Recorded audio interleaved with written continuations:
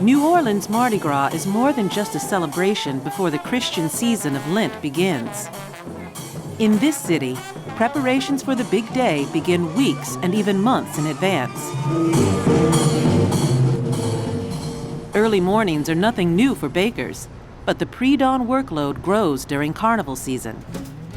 From January 6th through Fat Tuesday, New Orleans Cake Cafe and Bakery is a beehive of activity, where they make as many as 50 king cakes a day. Here, they make non-traditional goat cheese and apple stuffed cakes. There's very old school king cakes in New Orleans. They've been at it for 50, 60, 100 years, some of them, and they have a loyal following. The old school king cake has a tiny baby or other trinket baked inside, and whoever gets the trinket has obligations, such as buying next year's king cake. Here, the baby goes on the outside. The king cake is a traditional New Orleans Mardi Gras pastry. You'll find pastries like this all over the country and all over the world that they're only served for a certain season during the year. In another part of town, Sally Hedrick and her son are making 150 or more ornate costumes. These are for the social organizations throwing the lavish balls and parades. Some may go for more than $3,000.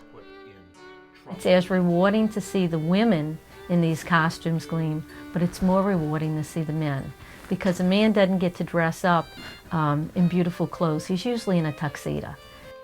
Hedrick works on costumes year-round, refurbishing ones that took a bit of a beating during last year's Mardi Gras celebrations, and creating new works.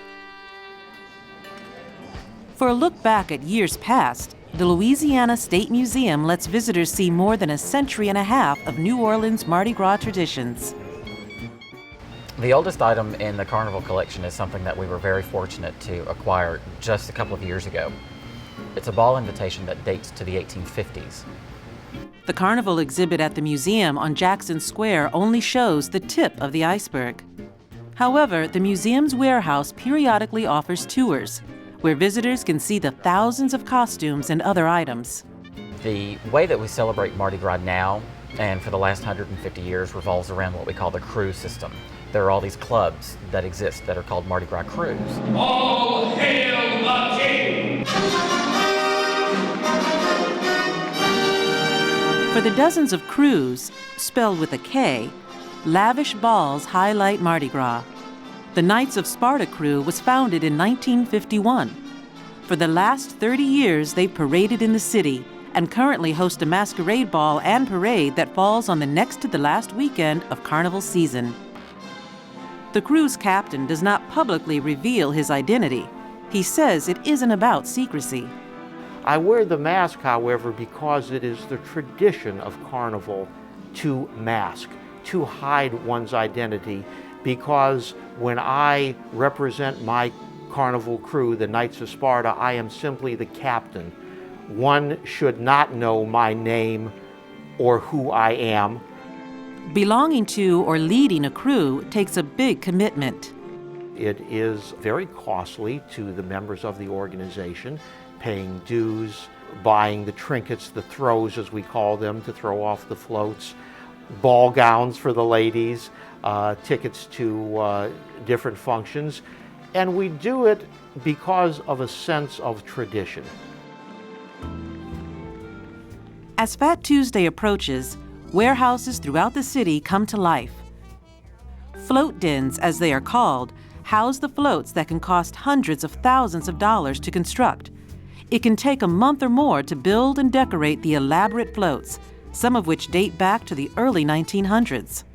It's part of the economy here too. It puts a lot of people to work. I mean, you know, to make a float like this, you need carpenters, you need artists, you need welders, you need tire people, you need mechanics. It's a lot involved. And a final vital ingredient for Mardi Gras is the music.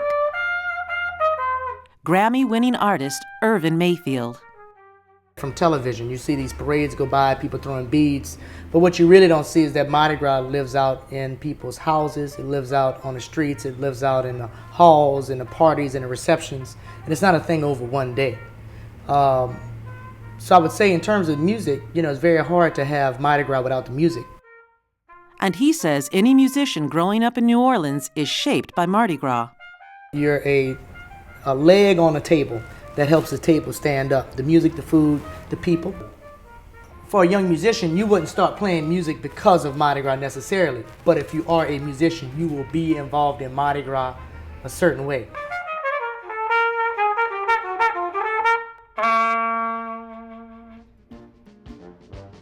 Most New Orleans natives say anyone hoping to understand Mardi Gras needs to come back often and stay a while, not just for one day.